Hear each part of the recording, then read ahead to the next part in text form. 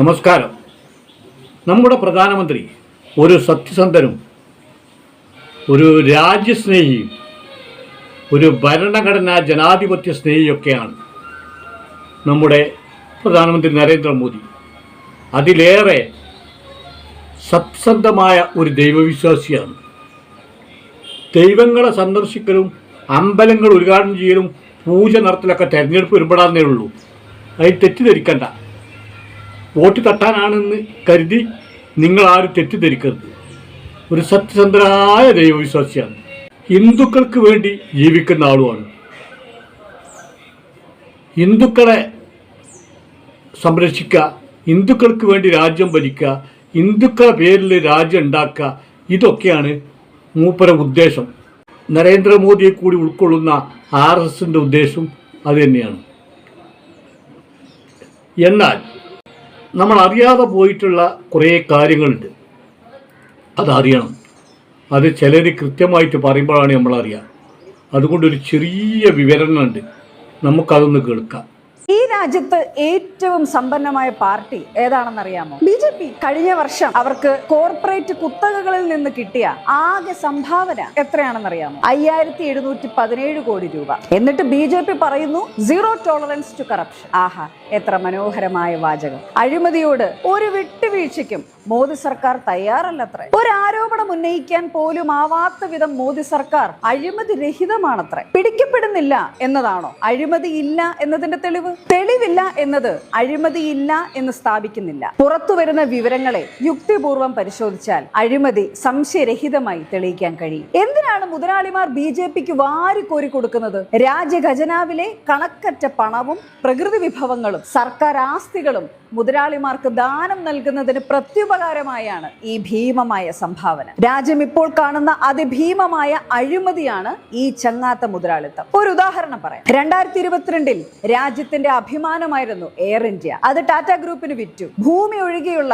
Air ഇന്ത്യയുടെ ആകെ ആസ്തിയുടെ വില 30,282 കോടി രൂപയായിരുന്നു. 141 വിമാനങ്ങളും 7000 ലാൻഡിംഗ് സ്ലോട്ടുകളും ഉൾപ്പെടെയുള്ളവ വിറ്റത് വഴി കേന്ദ്ര സർക്കാരിന് പണമായി ലഭിച്ചത് വെറും 2700 കോടി രൂപ. എയർ ഇന്ത്യയുടെ അവശേഷിച്ച 46,272 കോടി രൂപയുടെ ബാധ്യതയും കേന്ദ്ര സർക്കാർ ഏറ്റെടുത്തു. അങ്ങനെ ഏതാണ്ട് 1.5 ലക്ഷം കോടിയിലേറെ രൂപയുടെ അതിഭീമമായ ലാഭം ടാറ്റ ഗ്രൂപ്പിന് ലഭിച്ചു. ഒരു പാല വിട്ടാൽ അങ്ങോട്ടും ഇങ്ങോട്ടും വേണമല്ലോ. 2024-25 വർഷത്തിൽ ടാറ്റ ഗ്രൂപ്പ് BJPക്ക് രേഖ പ്രകാരം നൽകിയ സംഭാവന 757.6 കോടി രൂപ. ഇത് BJPയുടെ ചങ്ങാത്ത മുതലാളിത്തത്തിന്റെ ഒരു ഉദാഹരണം മാത്രം. ഇഷ്ടംപോലെ ഉദാഹരണങ്ങൾ ഇനിയും കൺമുന്നിൽ തന്നെ ഉണ്ട്. ഇനി നിങ്ങൾ ചിന്തിക്കൂ. അപ്പൊ കേട്ടില്ലേ, ഇന്ന് ഇന്ത്യ രാജ്യത്ത് ഏറ്റവും കൂടുതൽ ആസ്തിയുള്ള കോടാനുകോടി റുപ്യൻ്റെ ആസ്തിയുള്ള പാർട്ടിയായിട്ട് BJP മാറി. എന്താ കാരണം?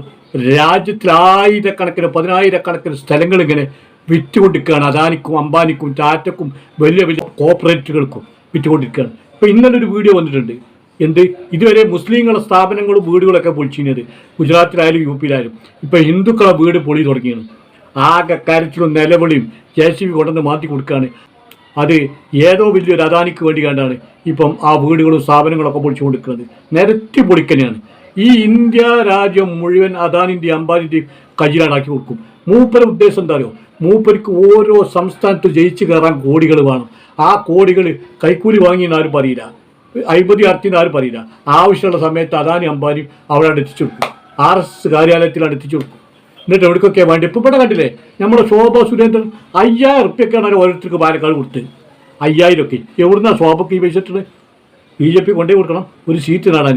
ഇപ്പോൾ ഒരു പ്രധാനമന്ത്രി എന്ന് പറഞ്ഞാൽ നമുക്കൊക്കെ അറിയാം, ഭയങ്കര തിരക്കേക്കാരം. അയാൾ ഇവിടെ കേരളത്തിൽ എത്ര വട്ടം വന്നുപോയി ഈ ഒരു നിയമസഭാ ഇലക്ഷന് വേണ്ടിയിട്ട് ഒരു സീറ്റ് കിട്ടാൻ. എന്തെല്ലാം കളിയാണ് അയാൾ കളിക്കുന്നത്. അപ്പം നിങ്ങൾ മനസ്സിലാക്കിയോളി, ഹിന്ദുക്കളാണ് മനസ്സിലാക്കേണ്ടത്. അല്ല, കേരളത്തിലെ ഹിന്ദുക്കൾ ഒരു ഭൂരിപക്ഷം ആളുകൾക്കും ഹിന്ദുക്കൾക്കും അറിയാം ഇത് തട്ടിപ്പാണെന്ന്. ഇത് ഹിന്ദുവിൻ്റെ വോട്ട് തട്ടാനാണ്. ഹിന്ദു സ്നേഹമല്ല ഇയാളതും BJPയുടേതും സംഘപരിവാറിൻ്റെ ഒന്ന് കൃത്യമായിട്ട് യഥാർത്ഥ ഹിന്ദുക്കൾക്ക് അറിയാം. അതുകൊണ്ട് തന്നെ യഥാർത്ഥ ഹിന്ദുക്കൾ ആരും ഈ BJPക്കോ സംഘപരിവാറിനോ കൂട്ടില്ലാനും. കൂട്ടിലേക്ക് കേരളത്തിൽ എത്ര MLA-മാരുടെ അവർക്ക് കേരളം പോലും ഭരിക്കൂലേ? അപ്പോൾ യഥാർത്ഥ ഹിന്ദുക്കളാരും ഇവരെ വിശ്വസിക്കുന്നില്ല. BJPനെയും സംഘപരിവാറിനെയും നരേന്ദ്രമോദിനെയും ആരും വിശ്വസിക്കുന്നില്ല. യഥാർത്ഥ ഹിന്ദുക്കൾ കോൺഗ്രസിനും CPM-നും CPI-ക്കും മുസ്ലിം ലീഗിനടക്കം യഥാർത്ഥ ഹിന്ദുക്കൾ വോട്ട് ചെയ്യും. BJPക്ക് ചെയ്യില്ല. BJPക്ക് ചെയ്യുന്നത് മുഴുവൻ രാജ്യത്ത് അരാജകത്തുണ്ടാക്കുന്ന സംഘപരിവാർ അനുഭാവികളുണ്ട് പോലാണ്. അതായത് ഹിന്ദു എന്ന് പറയും, കുറിയൊക്കെ തൊട്ട് ആ കോണകൊക്കെ ചുറ്റിയൊക്കെ നടക്കും. പക്ഷെ ദൈവവിശ്വാസമല്ല. ദൈവവിശ്വാസമുള്ള ഒരാൾ കാട്ടിക്കൂട്ടുന്നതല്ല ഇവർ കാട്ടിക്കൂട്ടുക. അപ്പോൾ അതുകൊണ്ട് തന്നെ ഹിന്ദുക്കളാരും കേരളത്തിൽ നിന്ന് കിട്ടൂല. ഇപ്പം നരേന്ദ്രമോദി ഇവിടെ വന്നിട്ട് പറയുന്നുണ്ട് കേരളത്തിൽ 5 കൊല്ലം ഭരണം തന്നാൽ മാറ്റം ഞങ്ങൾ ഉണ്ടാക്കിയാൽ. മാറ്റം നമ്മൾ കണ്ടില്ലേ? ഗുജറാത്തിൽ, മധ്യപ്രദേശിൽ, രാജസ്ഥാനിൽ, ഉത്തർപ്രദേശിൽ, ബീഹാറിൽ മാറ്റം നമ്മൾ കണ്ടില്ലേ? സോഷ്യൽ മീഡിയ ഇങ്ങോട്ട് പരത്തി കഴിഞ്ഞാൽ ഉത്തർപ്രദേശിലും രാജസ്ഥാനിലും മധ്യപ്രദേശിലും ബീഹാറിലും ആസാമിലൊക്കെ നടക്കുന്ന വംശഹത്യകളും കൂട്ടക്കൊലകളും അക്രമങ്ങളും പൊളിച്ചു മാറ്റലും ഒക്കെ കാണാൻ കഴിയുന്നത്. ഈ രാജ്യത്തൊരു ഭരണം ഉണ്ടോ എന്ന് തന്നെ പറയാൻ കഴിയൂല. ഒരു പ്രധാനമന്ത്രി ഈ രാജ്യത്തുണ്ടോ? ഭരണം ഇവിടെ നടക്കുന്നുണ്ടോ എന്ന് പറയാൻ കഴിയൂല. സംഖ്യകൾക്കല്ല തൃപ്തിക്കാരം. കാരണം സംഖ്യകൾക്ക് അഴിഞ്ഞാടാ. സംഖ്യകൾക്ക് ഇത് നല്ല ഭരണക്കാരം അഴിഞ്ഞാടാ. മനസ്സിലായില്ലേ? പിന്നെ ഗ്യാസിൻ്റെ വില ഒലുക്ക് നോക്കണ്ട, ഭക്ഷ്യധാന്യങ്ങളുടെ വില ഒലുക്ക് നോക്കണ്ട. ചാണകവും ഗോമൂത്രവും അല്ലേ ഭക്ഷണം. അത് ഗ്യാസിൻ്റെ ആവശ്യമില്ലല്ലോ. അപ്പോൾ അതൊന്നും നോക്കണ്ട. അധ്വാനിക്കാൻ പോകും വേണ്ട, പണം ഉണ്ടാക്കണ്ട. അപ്പോൾ എന്താ വെച്ചാൽ സംഖ്യകളെ സംബന്ധിച്ചിടത്തോളം സംഖ്യകൾക്ക് ഇത് നല്ല ഭരണക്കാരം. കാരണം ഓർക്ക് അഴിഞ്ഞാടി പിന്നെ കോണകം കെട്ടി പിന്നെ കോണകം അല്ലാതെയും റോട്ടിൽ കൂടെ അങ്ങനെ നടക്കുക. ഓരോ ഉദ്ദേശങ്ങളൊക്കെ നടക്കുന്നുണ്ട്, ഓരോ പരിപാടികളും കാര്യങ്ങളൊക്കെ നടക്കുന്നുണ്ട്. പിന്നെ ഇവിടെ ഒരു തെരഞ്ഞെടുപ്പാട് വരുമ്പം BJP പറയും ഒരു മാറ്റം കേരളത്തിന് ആവശ്യമാണ്. BJP ഞങ്ങൾ അധികാരത്തിൽ എത്തിച്ചാൽ മാറ്റം കാണിച്ചു തരാൻ. സുരേഷ് ഗോപിനെ തൃശ്ശൂർ ജയിപ്പിച്ച് എന്തേ മാറ്റം കിട്ടിയോ? തിരുവനന്തപുരത്ത് പിന്നെ മേയർ PV രാജേഷ് BJP ഭരിക്കണം, എന്തേ മാറ്റം കിട്ടിയോ? എന്തായാലും ഒരു വാർത്തയിൽ വന്നാണ് കിലോമീറ്ററോളം കണക്കിന് റോഡ് സൈഡിൻ്റെ അടിയിൽ ചണ്ടി ചമ്മരും കെട്ടുകളൊക്കെ കൂടി ചീഞ്ഞ് നാറുകയാണ്. ഒരു സംവിധാനമല്ല. വേസ്റ്റുകൾ കൊണ്ടുപോയിടാനും നശിപ്പിക്കാനുള്ള സംവിധാനം കോർപ്പറേഷൻ്റെ കീഴിലില്ല. ഇതുവരെ അവിടെ CPM ഭരിച്ച് കുറേ കാലം നല്ല നിലയ്ക്ക് ഒരു പരാതി ഇല്ലാത്ത കുളത്തിലൊക്കെ പോയിനി.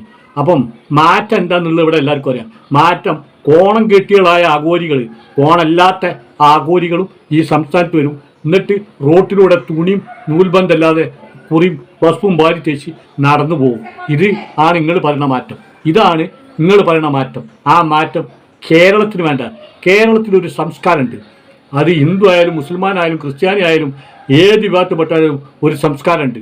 വസ്ത്രങ്ങളൊക്കെ ഇട്ടിട്ട് നഗ്നത മറിച്ച് നല്ല രീതിയിൽ ജീവിക്കുക. വിദ്യാഭ്യാസം, ആരോഗ്യം, തൊഴിൽ, സമ്പത്ത്, ഇതൊക്കെയാണ് ഇവിടെ ലക്ഷ്യം. ഇവിടെ നേരം പൊട്ടാൽ അരിവാൾ ചുറ്റി കയറ്റി ഇറങ്ങിക്കാണ്ട് പള്ളിൻ്റെ തറ പൊളിച്ചലും അമ്പലത്തിൻ്റെ തറ പൊളിച്ചലും ചർച്ചിൻ്റെ തറ പൊളിച്ചലും മദ്രസിൻ്റെ തറ പൊളിച്ചലും നല്ല ശിവലിംഗം ഉണ്ടോ നോക്കാനേ അതല്ല ഇവിടെ പണി. ഇവിടെ അധ്വാനിക്കാൻ പോവുക, കുടുംബം പോറ്റുക, ഇതൊക്കെയാണ്.